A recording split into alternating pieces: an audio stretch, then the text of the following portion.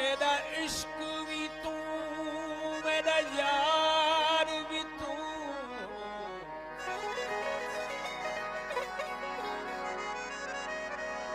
मेरा इश्क भी तू,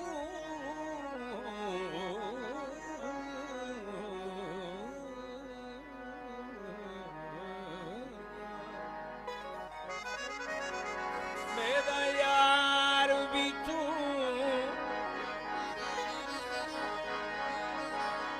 मेरा जिस्म भी तू, जिंद जान भी तू, मेरा काबा किबला मस्जिद मंदिर मुसहफ ते कुर्बान भी तू,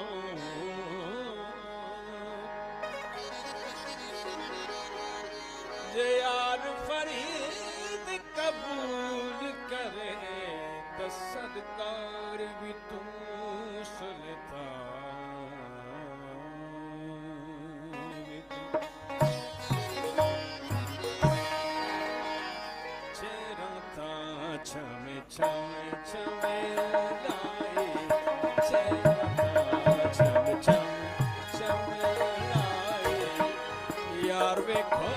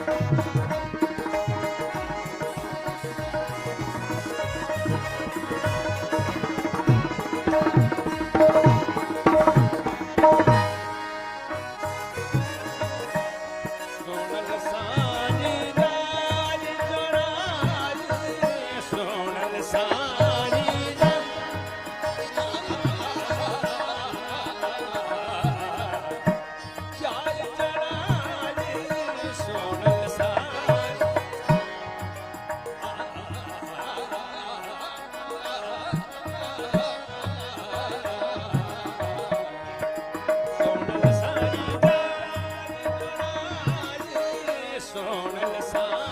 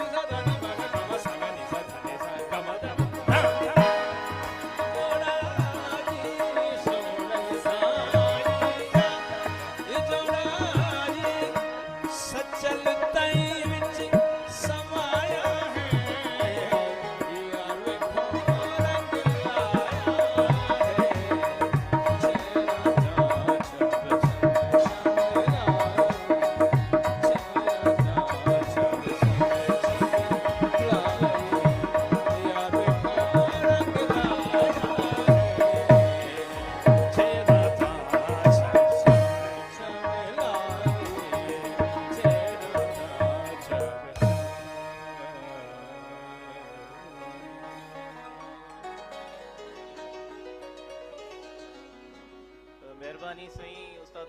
सुमरो साहब अवां जी अवां सचल साईं जी काफ़ी क्लासिकल अंदाज़ में पेश कई ऐं मुझे सामीन असां जे प्रोग्राम में हींअर जॉइन किया है असीं एॾो की प्रोग्राम में हींअर जॉइनिंग ते नाम्यारे लेखक नाम्यारे शाइर सीनियर ब्रॉडकास्टर ऐं सचल सरमस यादगार कमेटी जे सेक्रेटरी साईं मुख्तियार मलिक साहब के भलीकार चऊं था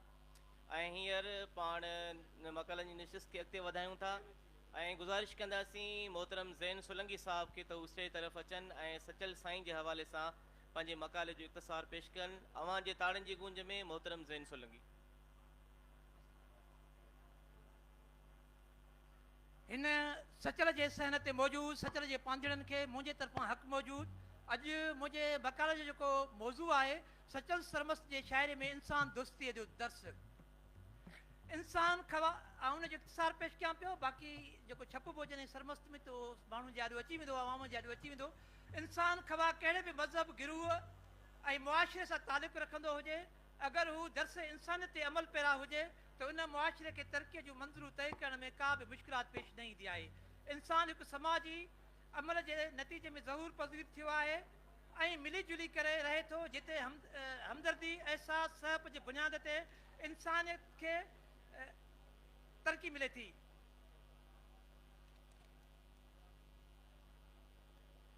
अक्सर करे हर दौर में सूफ़ीअ जो पैगाम इंसानियत जे दर्स मिले थो सचल सरमस्त इंसान जी अज़मत जे प्रचार पिण रहियो आहे उहो ई सबबु आहे जो हिन इंसानियत खे शीहो रसाईंदड़ रस्मुनि रवाजनि ख़िलाफ़ न सिर्फ़ु ऐलान बग़ावत कई पर हिन उन खे बार बार निंदियो आहे इंसान खे पाण सुञाण वारी सबक़ ॾींदे गुलामी वारे जेका ज़िलत भरी ज़िंदगी खां छुटकारो ॾियण लाइ खेनि सही मान मर्तबो ऐं इज़त अज़मत अता कई आहे सचल साईं फरमायो आहे त टोड़ रवाज रस्मूं सारियूं मर्द थिए मर्दानो अॼु जे ज़माने में सचल सरमस जे कलाम जी अहमियत जीअं जो तीअं सलामत आहे हिन जे सुफ़ियाणी गुफ़्तनि सुखनि ऐं सुहिणनि वीचारनि जे करे मज़हबी कटरपणी हर क़िस्म जी इंतिहा पसंदी जी रोकथाम ऐं हिन जे पैगाम जे अॼु अञा वधीक ज़रूरत आहे सचल साईं जे कलाम जूं ही सिटूं जीअं जो तीअं अवां जे साम्हूं पेश कजनि थियूं वक़्तु इहा थी वेल दुई दूर करण जी कट मज़ाहिब मन मां साजुर साण सवेल हिंदू मुमन सां मिली मोहबत जा कर मेल सो इन्हनि सिटुनि सां अॼु खां पंहिंजो मुख़्तसर जेको इख़्तिसार पेश कयो ऐं ईंदड़ साल इंशाअल्लाह ही मकालो मुंहिंजो जेको आहे सरमस में छपबो ऐं अव्हां जे आॾो ईंदो थैंक यू सो मच